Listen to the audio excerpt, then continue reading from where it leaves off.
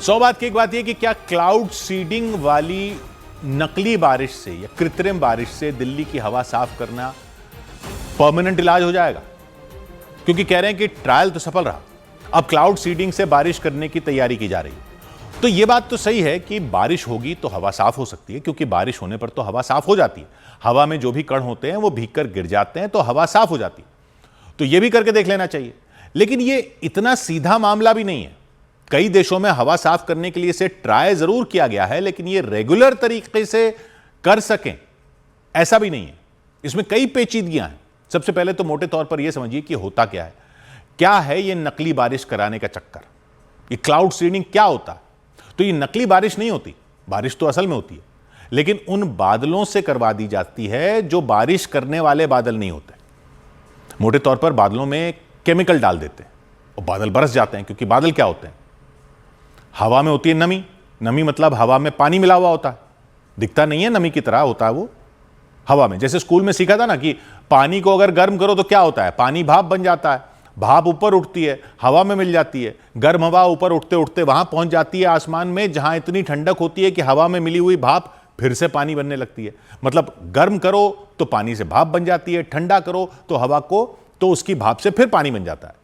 नीचे जमीन पर गर्मी होती है तो ये गर्म हवा ऊपर उठकर ठंडक में पहुंचती है और वहां जो भाप होती है वो पानी बनने लगती है। वहीं नीचे से बादल की शक्ल में दिखता है। वही नीचे तो जो भाप होती है हवा में वो नजर नहीं आती, क्योंकि पानी की बूंदें जो हैं वो हवा बहुत ही महीन कण बन जाते हैं हवा में। ऊपर उठते उठते ये हवा में मिली हुई बूंदें ठंडी होने लगती हैं तो मोटी होने लगती हैं और नजर आने लगती हैं बादल की शक्ल में। जितना नीचे की गर्मी और ऊपर की ठंडक में फर्क होता है उतना ही बूंदें मोटी होती जाती हैं और मोटी होते होते इतनी भारी हो जाती हैं कि पूरा पानी बन जाती हैं। पानी बन जाती हैं तो पानी गिर जाता है, उसको कहते हैं बारिश।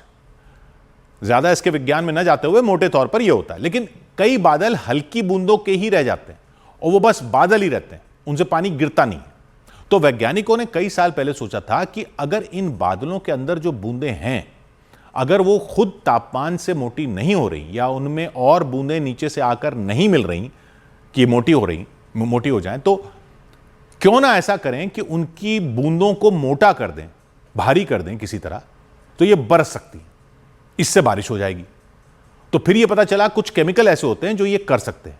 सिल्वर आयोडाइड भी ऐसा ही केमिकल है। तो ये देखा गया कि सिल्वर आयोडाइड को अगर बादल की बूंदों से मिला दिया जाए तो बूंदें मोटी होकर, भारी होकर, पानी बनकर बरस सकती हैं।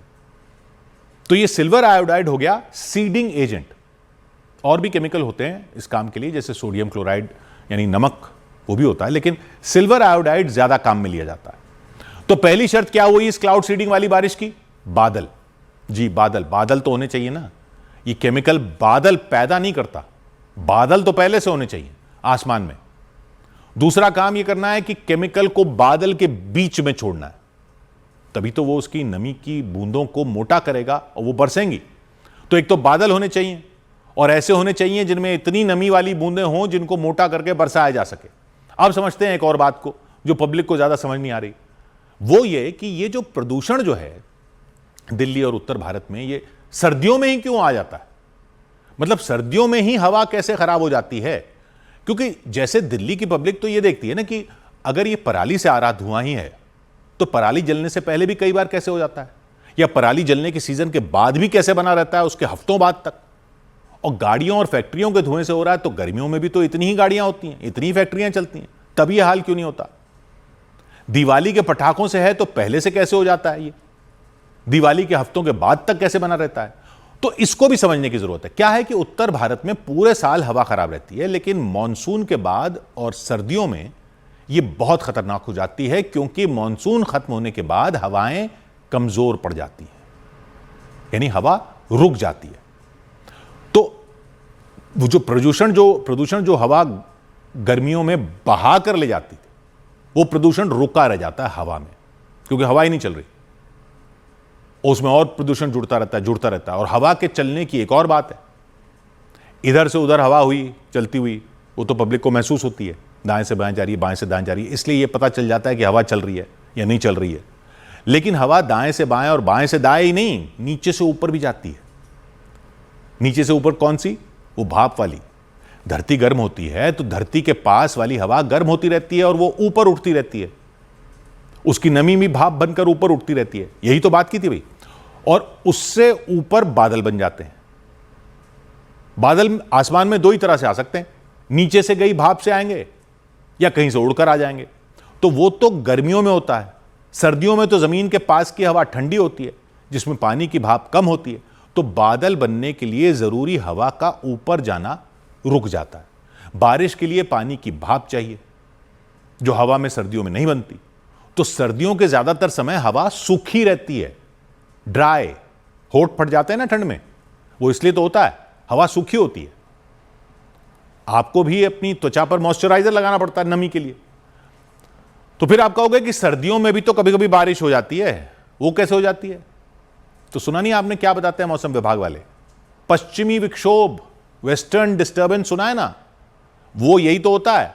वो दूर भूमध्य सागर में, यानी मेडिटेरेनियन सी के आसमान में नमी वाली हवा होती है, वो उधर से चलकर आती है तो बादल आती है वहां से, तब होती है कभी कभी जो बारिश होती है सर्दियों में।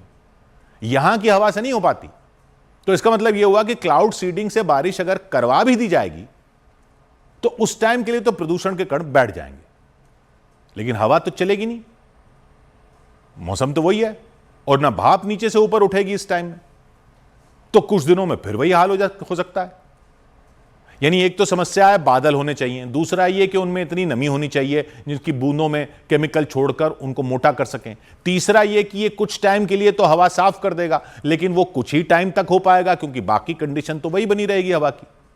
चौथा मसला यह है कि इन बादलों में केमिकल छोड़ने के लिए इनके बीच से हवाई जहाज उड़ाकर केमिकल छोड़ना पड़ता है। तो उत्तर भारत में बाकी जगह तो ये इतनी दिक्कत नहीं है, लेकिन दिल्ली के आसमान में तो पहले से ही कई हवाई जहाज चलते रहते हैं।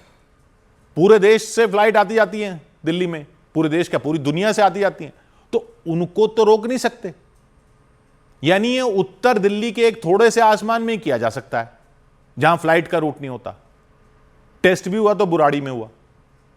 तो जो बादल होने चाहिए वो वहां होने चाहिए, और हवा साफ होगी तो वहां की ही ज्यादा हो पाएगी, उत्तरी दिल्ली की। तो एक्सपेरिमेंट ये वाला करना तो चाहिए क्योंकि इस हवा में दम घुट रहा है लोगों का, लेकिन ये कोई रोज रोज तो कर नहीं सकते और पूरे आसमान में भी नहीं कर पाएंगे शायद।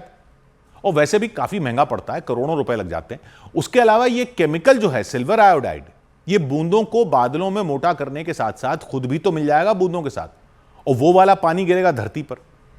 तो होता तो ये बहुत ही कम मात्रा में और बहुत सेफ होता है कहते हैं, लेकिन अगर ये बार बार गिरता रहा तो क्या असर पड़ेगा? पेड़ पौधों पर क्या असर पड़ेगा? फसलों पर क्या असर पड़ेगा? लोगों की त्वचा पर क्या असर पड़ेगा? यह भी चिंता लोगों को होती है। हालांकि वैज्ञानिक बताते हैं कि वो तो इतनी कम मात्रा में होता है कि न के बराबर मान लो उसका असर, लेकिन मोटे तौर पर यह तो कह ही सकते हैं कि ये कोई रोज रोज करने वाला आइटम नहीं है क्लाउड सीडिंग।